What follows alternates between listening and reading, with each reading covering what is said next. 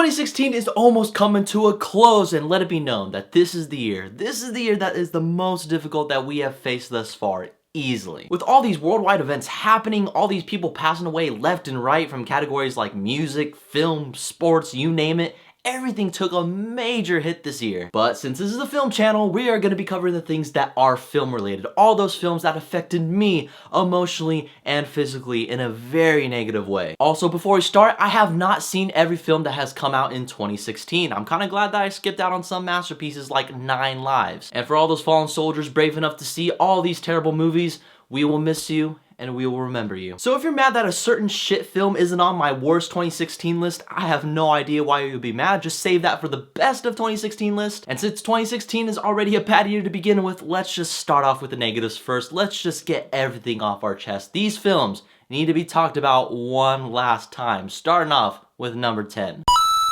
Now, number 10 is a film that completed a trilogy that was somewhat a mixed bag for some people, like the first one being lame and then the second one being somewhat enjoyable. But then we have the third film, and for me, it just chalks it up as another mediocre franchise that we have in the film industry, and that is The Purge election year. This film only had one thing going good for it, and that was Frank Grillo, and sadly, he just wasn't enough to save this entire film. It was just an over-the-top, in-your-face action film that was like, in a way, a guilty pleasure. I mean, sure, but deep down, you have a story that's just all over the place. It doesn't know what it wants to be at times, and seriously, it features one of the most annoying characters that I have ever seen in film. I mean, ever. The girl who was like, I want a candy bar, bitch. Why does she need to be in this movie? One thing about the film came true, though. All those protests that happened when Donald Trump won presidency, that really happened. That was The Purge. Okay, so number 9. Now, number 9 is a film that I knew going into it, it was going to be a zombie killing, guilty pleasure, fun time, just all those cheesy trailers that we have gotten. I was like, okay, it's going to be so bad, it's going to be awesome. And instead, we got a period piece that just totally mismarketed on what it was trying to go for, and that was Pride, Prejudice, and Zombies. And yeah, I know, as I speak, there's a Pride and Prejudice zombie poster just chilling right beside me, and yeah, how hypocritical of me. And again, I just wanted some cool, cheesy zombie action featuring some badass women, and you know what I got instead? Women gossiping about other women being with certain men. I totally forgot what the movie was about, and that's never a good sign for a movie. I mean, yeah, there were zombies in there, but there was just like the third thing that was going on, all of about like 2 scenes of the film, and it was like, why would you add zombies in the mix? It would have been fine if you had a regular Pride and Prejudice film and just you take out the zombies. Man, that was so ridiculous. And of course, when the film was following the characters, it was just so boring. I fell asleep probably like 2 times in the film. Okay, so number 8. So number 8 is a horror film that was released earlier this year, and instead of scaring the audience in the movie theater, it earned a spot in my top 10 worst of 2016 list, and that is The Forest. Now, The Forest had an interesting concept. I will give the film that. Like, The Forest is where people go inside and they like makes them go crazy and they kill themselves. It's pretty cool, right? Instead, you just get a huge bore fest that just drags on, and whenever the horror scenes are happening, they really aren't that scary. And this film is completed with the whole, oh, is it really over type of ending where it just begs for a sequel. It's one of those movies. One of the worst things a horror film can do is absolutely not faze the audience whatsoever, and this movie absolutely accomplished that. Good job, The Forest. Okay, so number 7. Now, number 7 is a romance film that makes the average and hardcore moviegoer say, you know what, can we just stop with the Nicholas Sparks films? We are getting sick of it. And that film is The Choice. Oh my god. Why did this film have to happen? Again, another Nicholas Sparks film where it follows a couple that's really not that interesting, but once it does get to the cute moments, you're like, okay, you guys are kind of cute. I guess you'll pass off because it is a Nicholas Sparks film. Then all of a sudden, the film's last 30 minutes absolutely crumbles the entire relationship pace. Like, it just takes the pace and takes off into another galaxy at light speed, and you're like, what the fuck? How did we get here? It's one of those things in where if you go to the bathroom and you come back, you really feel like you've missed an hour, but in reality, you missed only a minute. If I were to make the choice, it would be to not ever watch this film, but you know what? I can't do anything about it because it's on my top 10 worst list of 2016. Oh well. Okay, so number 6. Now, number 6 is an animation that's just so bad that it's kind of good in a way. Like, it makes you really appreciate how bad a film can really get. Just the more I think about it, the more I just appreciate its atrocity, and that film is Norm of the North. Now, this film is about a talking polar bear that dances to the music in his iPod, and he travels to New York City to save his turf. Like, how much more ridiculous can you get? The film knows it's ridiculous and it plays off of that, and that's why I appreciate on how bad this film is. But that doesn't mean it's not escaping this list. Everything that you mentioned about the film is absolutely horrible. The animation, the voice acting, and the story, you name it, it's all there, and it's terrible. I understand Rob Schneider had to do this so he can afford a slice of pepperoni pizza. I mean, I get it, we have to make a living, but good lord, Rob Schneider, do something good and do it quick. I don't know what's gonna happen in the future. Okay, so number 5.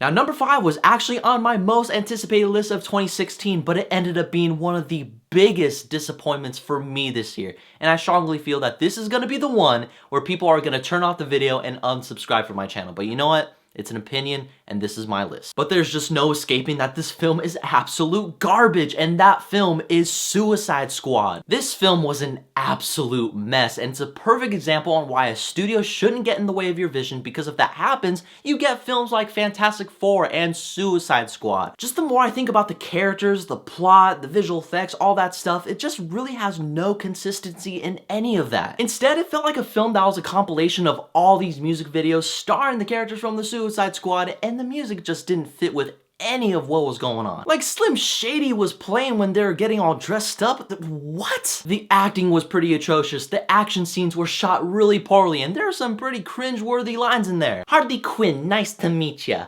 Oh, I love your perfume. What is that? The stench of death? Oh, no! Come on, Margot Robbie. I know you're better than that.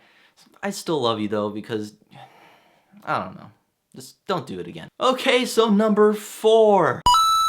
Now, number 4 is another film that I just wanted a stupid popcorn fun time, but again, got none of the 90s cheese galore that I was promised in the trailer, and that film is Independence Day Resurgence. And I know Will Smith wasn't in the movie, and I know that he's been getting a lot of shit lately, but this was one of those movies where you watch it and you're like, oh my god, this movie needed Will Smith. There was a huge gap in there that only Will Smith can fill. And that was just one of the few hundred things that was wrong with the film, because these new people in the film, oh my god, it was all over the place bad. When they try to bring the comedy, it doesn't work. When they try to bring some cool, entertaining action, it doesn't work either. Felt like explosions was happening for the sake of explosions. It's just one of the worst case scenarios because you really don't know who's firing at who. And this film features one of the dumbest scenes I have ever seen in film, and that's Liam Hemsworth pissing in front of the aliens and flipping them off, and I'm like, why? Just hurry up and do something good, Liam Hemsworth. I just have faith in you, but you doing shit like this, it's not gonna help you. And you know, because I care, because you're Thor's brother, and I don't want you being known as that. Okay, so number 3.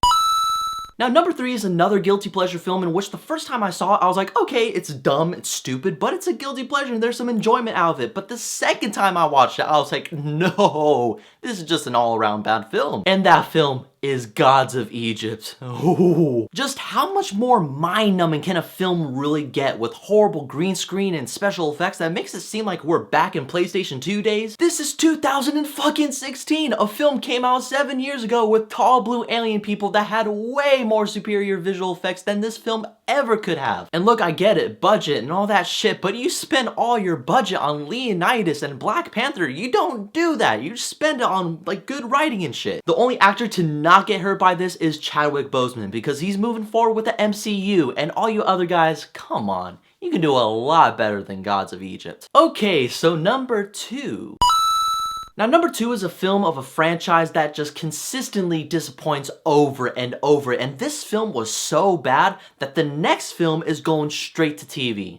This is really happening. And that film is the ever so great Allegiant of the Divergent series. Like, how can you possibly keep making your universe progressively worse and worse? Are you trying to make bad films on purpose? Every film just keeps adding more and more to the story, and the stuff that they explained in the previous film has no relevance on what's going on in the next film. Things just happen in the film just to happen, and it's just atrocious on how this film came to be and how it just exists. The acting, the visual effects, again, everything about the film is grade A bullshit, and I absolutely hated it. I don't know why they're gonna keep continuing with this franchise. And not to mention, one of the most awkward endings I've ever seen in film. Like, it just ends in complete silence.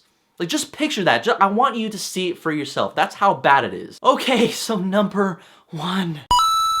And here it is, guys. This is the film. This is the film that made me go, this is not a guilty pleasure. This is not a it's so bad, it's good type of thing. No. This is the one where it makes me think about it more, and I hate myself just even thinking about it. Just even bringing it up in this house. This is just more proof on why parody movies should die, and that is 50 Shades of Black. How can you make a comedy that just doesn't make you laugh, but makes you feel uncomfortable in every sense of the word? Oh yeah, that's right. You get 50 Shades of Black. Nothing about the movie was funny. It's just further proof that the Wayans brothers is just so desperately trying to bring back that comedy that worked in the early 2000s, but then you get the movie and every scene is a disaster, every joke is a flop, every film reference that this film was trying to parody off of is an absolute disgrace. How can you make something that's way worse than something that you're trying to make fun of, like 50 Shades of Grey? How can you make a film that's worse than that? Just please, all I ask, just don't make any more parody movies like Wayans brothers. Just go back to those White Chicks days. You remember those?